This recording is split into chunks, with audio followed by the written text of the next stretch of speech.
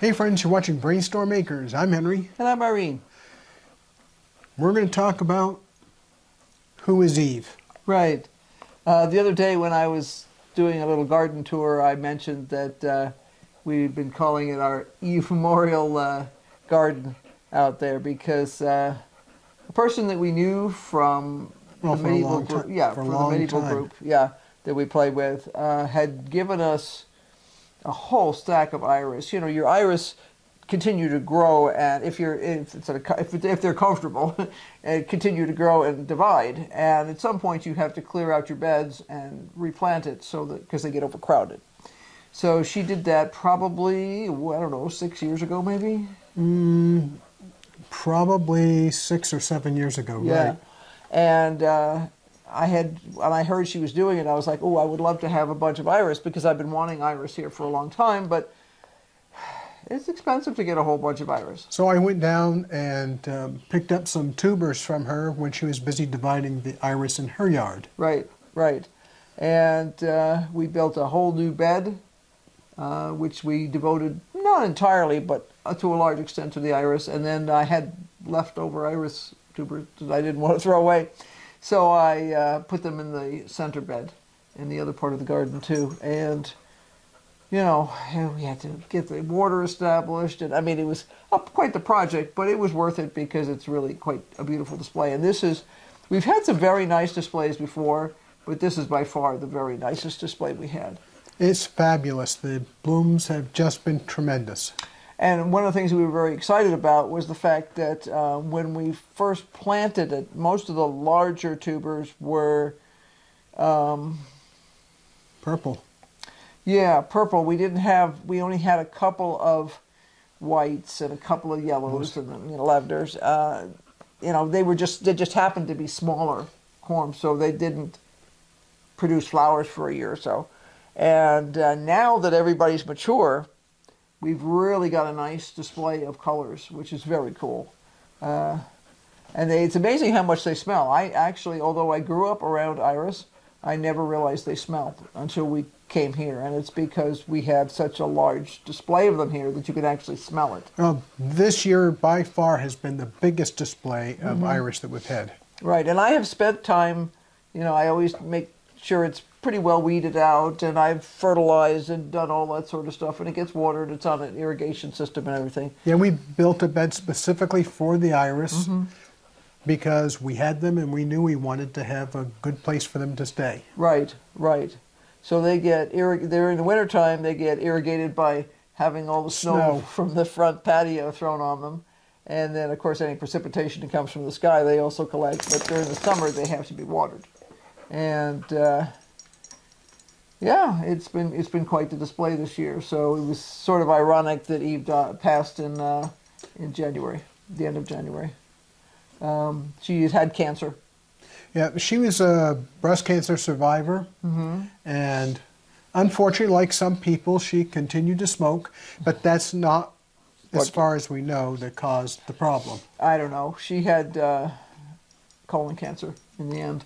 She was cantankerous, but she was as loyal as you could expect to see. Right. We actually, she was doing chemo during COVID, and we used to drive. She lived quite a ways from us. She lived about an hour and 15 minutes. Yeah.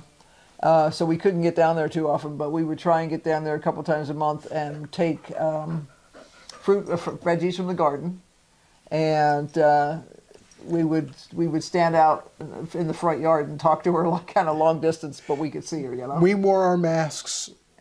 She wore her mask. Yeah. Because she was in chemotherapy, which means that her immune system was really destroyed. Right.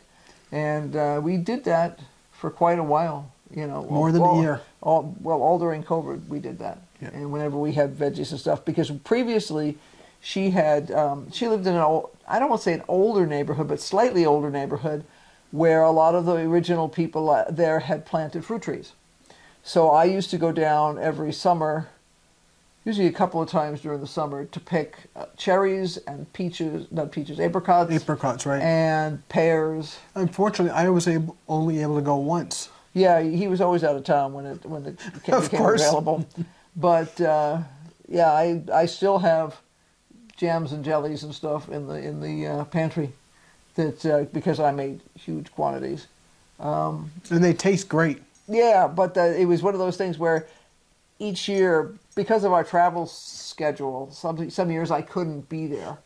And there were things I experimented with that I said I'd never do again. After spending like 6 or 8 hours peeling and processing pears, that was totally not worth it. I wound up with like 3 jars of pear butter. And I was like, well, won't do that again. That's one of those little learning experiences that, you know, but the cherries were spectacular. The apricots were awesome. So it was, we used to get stuff from her all the time. And we tried to reciprocate by bringing her veggies. She had a small veggie garden, and she used to regularly ask questions about stuff. And we helped her out with how to water in her area and how to fertilize and how to treat the insects that would come in to try to I'd get an eat her email. crops. There's something on my plant that looks like this. I'm like, she's like, is that spider mites? I'm like, yep. What do I use? And I'd tell her what to get. Because I remember she didn't, neem oil is what I had recommended for spider mites because it'll really knock them down. But she was like, oh, you should have warned me it smells bad. And I'm like, yes, it does smell bad. You know, it's really important to keep those who are your friends and even your acquaintances among the people that you go see and talk to and write if you're in a long distance away. Because one day they're not going to be here. Yeah, yeah. We're old enough. Yeah, well. That we're losing a lot of friends. Oh, very significant. I would say 3/4 of my high school graduating class is dead, at least. And a surprisingly large percentage of my college graduating class is gone too. So, and some of it was just bad luck, car accidents and things like that. I do wonder in some cases what happened to them because they weren't, some of the people you were just like, yeah, they won't make it to 30 because they were wild and crazy and stupid. And yeah, they didn't make it to 30. But then there were others that you're like, they were just not that kind of person to do something stupid. So you kind of always wonder what happened to them. Yeah.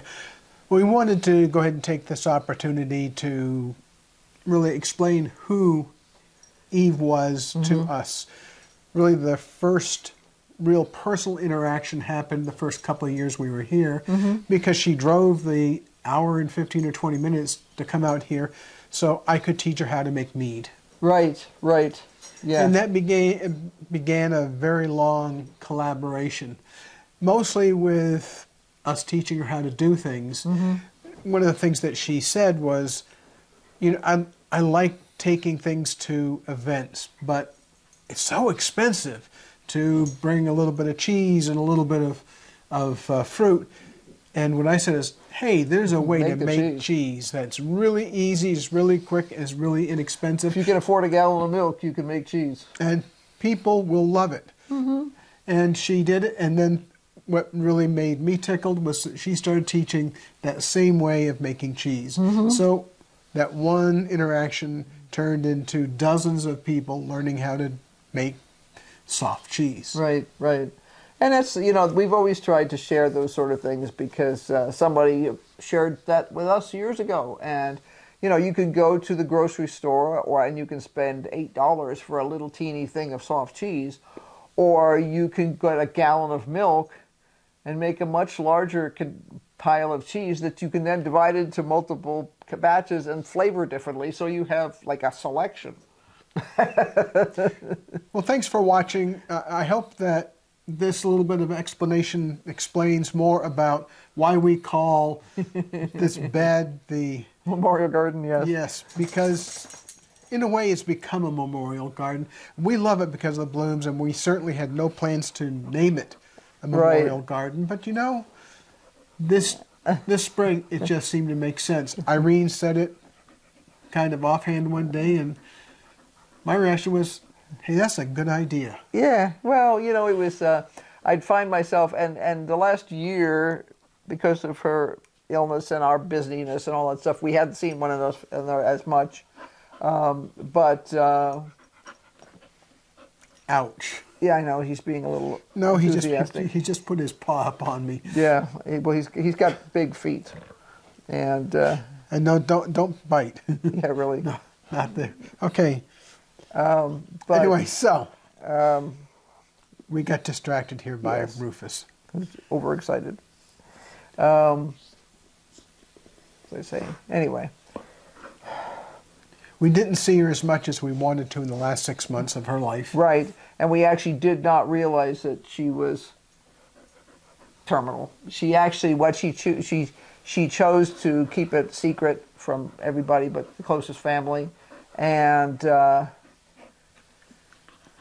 actually had it not announced until after an event that we attended in February, because she didn't want to spoil it for people. Yeah.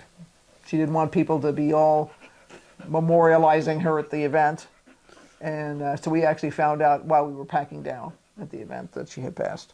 We weren't shocked because she had not been well for quite a while, but it's always still, you know, I would find myself doing something or in a video and then afterwards thinking, well, Eva's going to think that's cool. No, she's not. She may still think it's She cool. may still think it's cool. Well, thanks very much for watching. Hope this really explains more about Eve and our relationship with her and why that bed, besides the fact there's some beautiful irises, that it means something to us. Right, right. So thanks for watching. We'll talk with you sometime later. Yep.